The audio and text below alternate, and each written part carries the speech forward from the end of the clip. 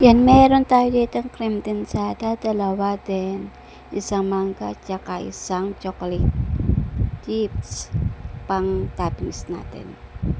Ngayon, gagamit tayo ng dalawang angel o cream densada.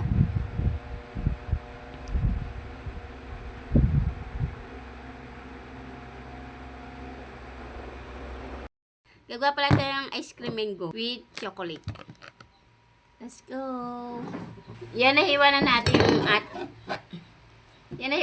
yung ating mangga. Tapos ngayon, kakadkadin na natin ang pangbuko.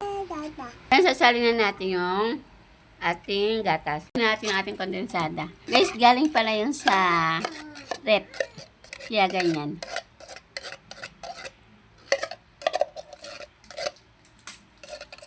Dalawang isasalin natin.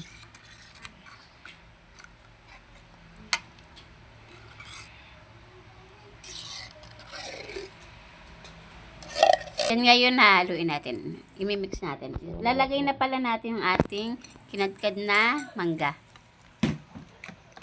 Imimix lang natin.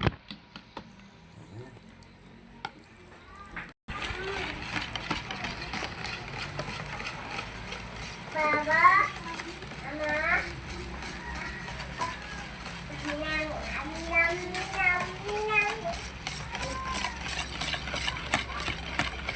Salin natin siya sa cup.